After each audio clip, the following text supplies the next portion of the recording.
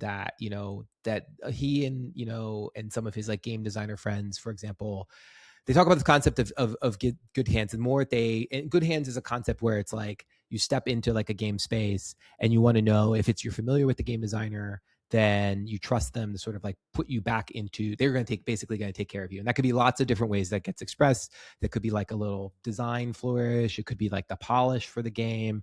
It could be like a certain, like narrative construction. It could be something that basically, it could be something that like sort of walks you through the experience. But this idea, and he was using this example of saying that like he wants games that he doesn't want to know if he's in good hands or not. So it's like you find like, because there's games everywhere now, he's like, he kind of likes the little unknowing of like, does this person actually know what they're doing? Because it is possible sometimes to like have games that are sort of extremely difficult, that it's like a complexity of output is not a reflection of complexity of process necessarily. And so sometimes you might end up with something that is very hard, that is designed by the hands of a master, and sometimes things are very hard.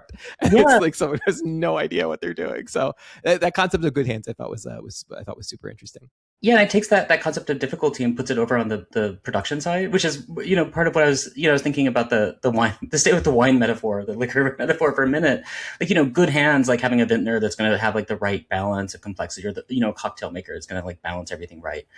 Versus like, somebody who's just like making moonshine at home, and like 9 times out of 10 it's awful. And then like you can also buy moonshine now. I mean, that's like a thing that you can, and then one time they get like the balance of like corn to yeast just right, and it's fucking incredible and bizarre, unlike anything you've tasted. And I was thinking about that with these like unpredictable amateur games that are made. Like, every once in a while, if you're sampling all of this like homebrew moonshine gasoline, like there's often like moments where like something extraordinary pops out. I feel like this happens in the classroom as well, where like all of my students who are amateurs will have these like wild experiments they're approaching, and most of them are failures. I encourage them to be failures, but I think when you wade through a lot of that, like every once in a while something like truly surprising that like someone with good hands would never consider, right? Like there's something like about like an unpredictable amateur that might surface some kind of mechanic that like anyone who's well versed in game design would abhor, and would like that their like good hands training would keep them maybe from taking certain kinds of